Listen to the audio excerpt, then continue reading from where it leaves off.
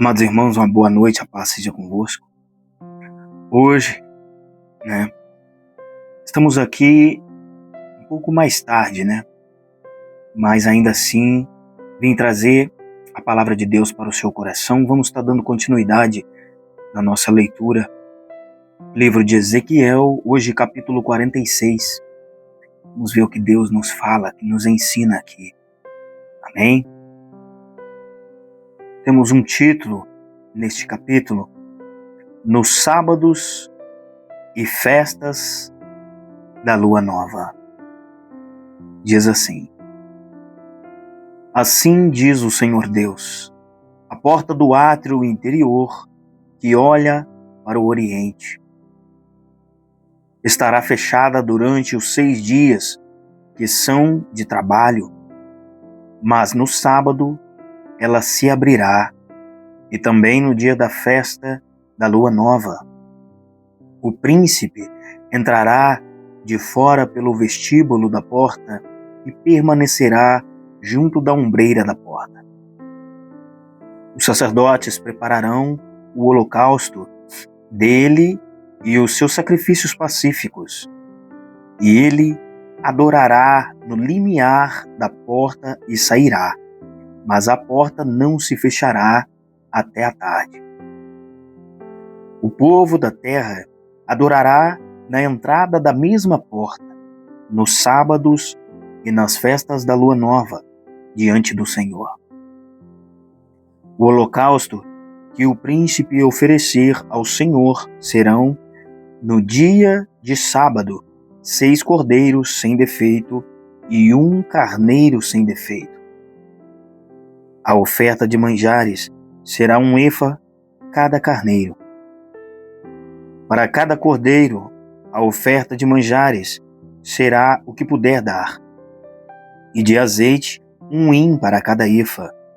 Mas, no dia da festa da lua nova, será 1 novilho sem defeito e 6 cordeiros e 1 carneiro. Eles serão sem defeito. Preparará por oferta de manjares 1 efa para cada novilho e 1 efa para cada carneiro, mas pelos cordeiros, segundo puder, e 1 hin de azeite para cada efa. Quando entrar o príncipe, entrará pelo vestíbulo da porta e sairá pelo mesmo caminho.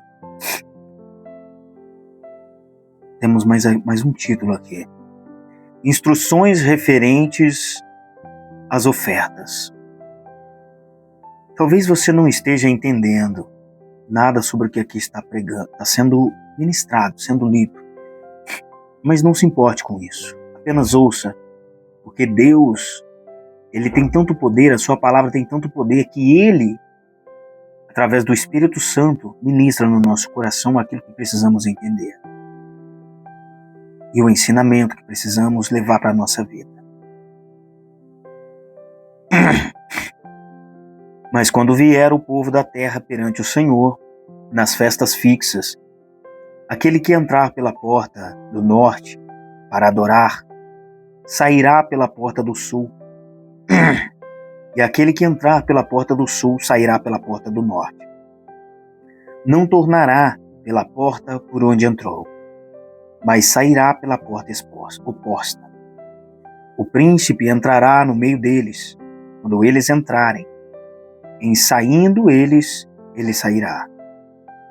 Nas solenidades e nas festas fixas, a oferta de manjares será 1 efa para cada novilho e 1 efa para cada carneiro, mas pelos cordeiros, e o que puder dar, e de azeite 1 hin para cada efa. Quando o príncipe preparar o holocausto ou sacrifícios pacíficos como oferta voluntária ao Senhor, então lhe abrirão a porta que olha para o oriente, e fará ele o seu holocausto e os seus sacrifícios pacíficos, como costuma fazer no dia de sábado, e sairá, e se fechará a porta depois de ele sair. Prepararás um cordeiro de 1 ano, sem defeito, em holocausto ao Senhor. Cada dia, manhã após manhã, o prepararás. Juntamente com ele prepararás manhã após manhã uma oferta de manjares para o Senhor. A sexta parte de um efa e de azeite, a terça parte de um hin, para misturar com a flor de farinha, isto é estatuto perpétuo e contínuo. Assim prepararão o cordeiro e a oferta de manjares, e o azeite, manhã após manhã, em holocausto contínuo. Olha isso. É que a gente fala sobre isso aqui. Assim diz o Senhor Deus: quando o príncipe der um presente de sua herança a alguns de seus filhos, pertencerá a estes, será possessão deles por herança. Mas dando ele um presente da sua herança a algum dos seus servos, será deste até o ano da liberdade. Então tornará para o príncipe. Porque a seus filhos, somente a eles pertencerá a herança. O príncipe não tornará nada da herança do povo, não os esbulhará da sua possessão, da sua própria possessão, deixará herança a seus filhos, para que o meu povo não seja retirado cada um da sua possessão. Depois disto, o homem me trouxe pela entrada que estava ao lado da porta. As câmaras santas dos sacerdotes, as quais olhavam para o norte, e eis que ali estava um lugar nos fundos extremos que olham para o ocidente. Ele me disse: este é o lugar onde os sacerdotes cozerão a oferta pela culpa e a oferta pelo pecado, e onde cozerão a oferta de manjares, para que não a tragam ao átrio exterior e assim santifiquem o povo. Então me levou para fora, para o átrio exterior, e me fez passar aos 4 cantos do átrio. E eis que em cada canto do átrio havia outro átrio. Nos 4 cantos do átrio havia átrios pequenos, menores, de 40 côvados de comprimento e 30 de largura. Estes quatro cantos tinham a mesma dimensão. Havia um muro ao redor dos átrios, ao redor dos 4, e havia lugares para cozer ao pé dos muros ao redor. E me disse: são estas as cozinhas, onde os ministros do templo cozerão o sacrifício do povo. Amém? Mas, irmãos, a gente vê como Deus, ele é, posso assim dizer, exigente, porque ele é santo, ele é o Todo-Poderoso, não há outro como ele, né? Não há outro como o nosso Deus. Deixa eu ver aqui.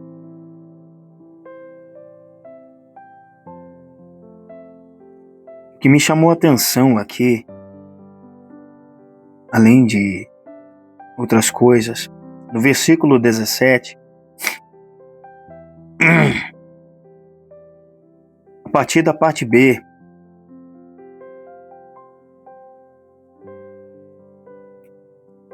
a parte C, na verdade, a palavra de Deus me trouxe algo à mente aqui que eu quero estar falando para vocês. Eu só estou grifando aqui para mim não me perder. Olha o que diz aqui. Mas eu vou ler todo o versículo primeiro, depois eu explico. Mas dando ele um presente da sua herança a alguns dos seus servos, será deste até o ano da liberdade. Então tornará para o príncipe, porque a seus filhos, somente a eles, pertencerá a herança. Sabe o que me trouxe à mente? Deus, ele chama de filho aquele que o busca verdadeiramente e permanece na presença dele. Aquele que aceita Jesus e o busca desta forma.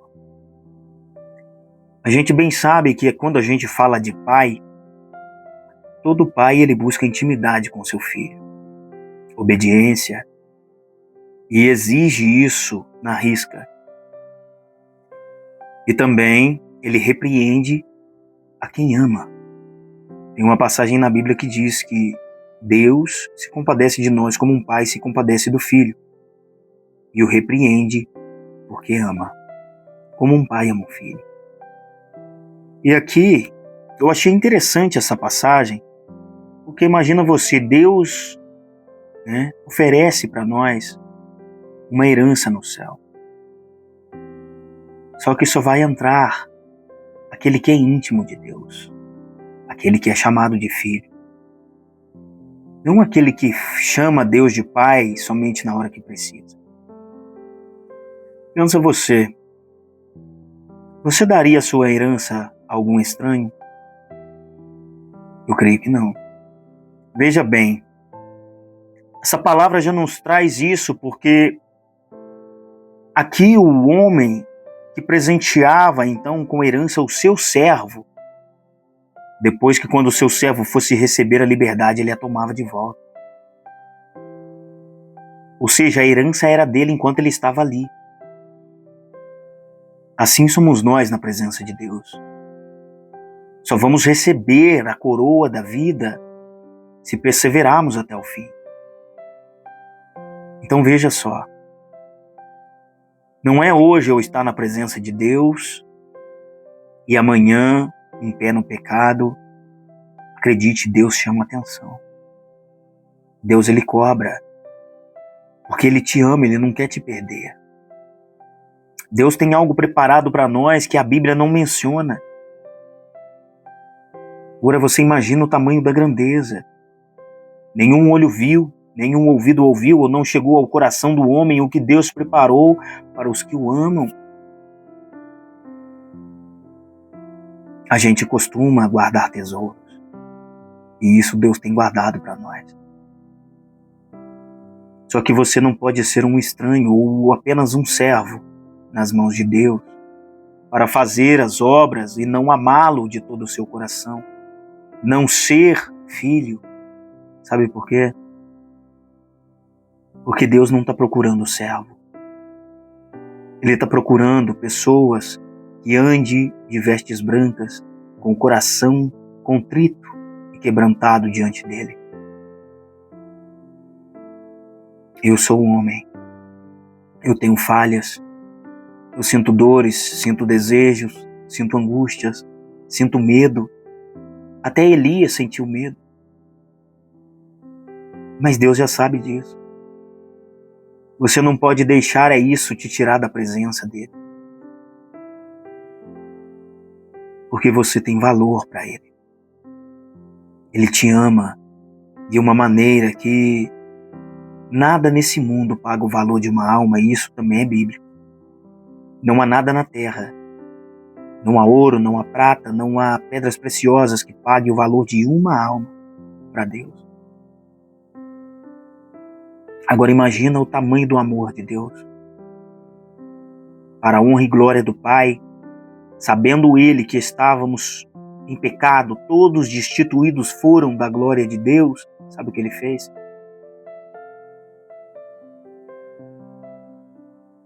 Ele deixou a sua glória lá no céu. Ele deixou tudo lá para vir como homem, para se tornar carne, para pagar pelos nossos pecados, para nos ter de volta, para que não pereçamos, para que possamos hoje viver com abundância, só que essa vida em abundância só há com Cristo. Falando de herança, tem um versículo na Bíblia que diz: ajuntai o seu tesouro no céu, onde a traça não corrói, a ferrugem não consome, o ladrão não rouba. Por que ajuntar no céu? Porque vamos para lá. Já parou para pensar? Deus não nos mandaria juntar tesouro no céu se Ele não nos quisesse lá.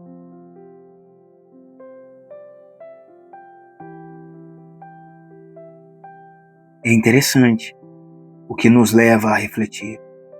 Eu li um capítulo praticamente inteiro e Deus me trouxe essa palavra no versículo 17. Sabe por quê?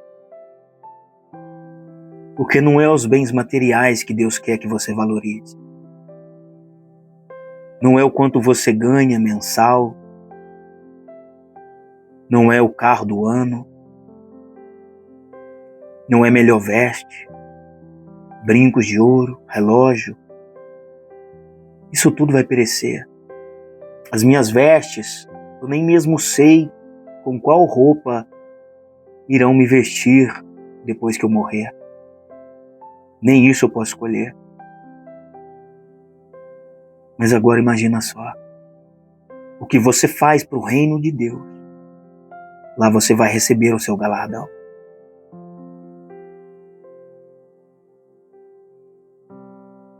O que Deus tem para nós é maior e melhor do que a terra nos oferece.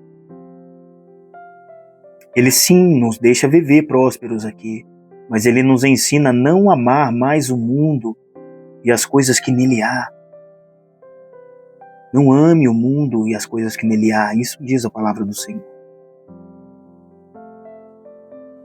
Buscai primeiro o reino dos céus e a sua justiça, e as demais coisas lhe serão acrescentadas. Veja só.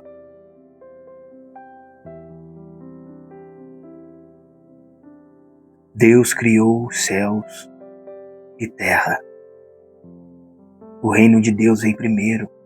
E Jesus nos lembra disso quando ensina os discípulos a orar. Venha a nós o vosso reino.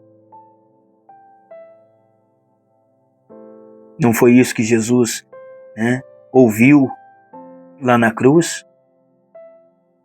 Quando o ladrão arrependeu dos seus pecados, viu quem era Cristo, que Cristo não havia feito nada para estar ali, mas ele disse para Cristo: lembra-te de mim quando vieres o teu reino. E o que Jesus disse a ele? Hoje mesmo estarás comigo. Eu não sei qual será o meu último dia. Eu não sei com que vestes eu vou. Mas eu tenho que lutar para que a minha veste espiritual esteja branca, limpa, sem pecado, sem mancha. Porque é esse o sacrifício que Deus requer de nós. Negar a si mesmo, matar a sua carne, tomar a sua cruz e segui-lo. Vai doer? Vai. Pode ter dias que você caia. Mas não deixe o seu coração se endurecer, se afastar de Jesus. Muito pelo contrário, é permanecendo em Cristo que você vence. É permanecendo, orando, é permanecendo, buscando na palavra. Isso que Deus quer. Não ajunte tesouro na terra. Jesus, ele já havia nos dito, me sumiu até o versículo da mente. Leio tanta Bíblia, me lembro de tantos versículos que quando eu quero me lembrar de um específico, eu acabo esquecendo. Mas enfim, de que adianta ganhar o mundo e perder a salvação? Este é um belo versículo de reflexão. Para que trabalhar tanto e não deixar tempo para buscar a Deus? Para que se esgotar tanto de uma forma que quando você pensa em orar, 5 minutos é muito? Eu estou cansado, eu vou dormir. Eu não consigo levantar na madrugada porque eu tenho que levantar cedo. E você não percebe. E estas coisas vão te afastando de Deus. vai te deixando frio. Deus não quer ninguém frio, nem morno. Ele quer alguém que esteja quente na presença dele, que saiba a quem está orando, que saiba a quem está elevando seus olhos, não somente pedindo socorro, mas dizendo Pai, verdadeiramente.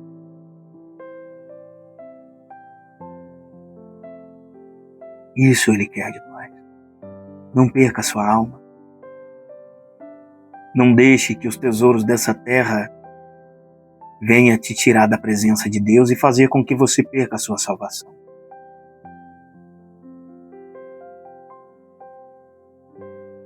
Até aqui, ministrou Deus no meu coração.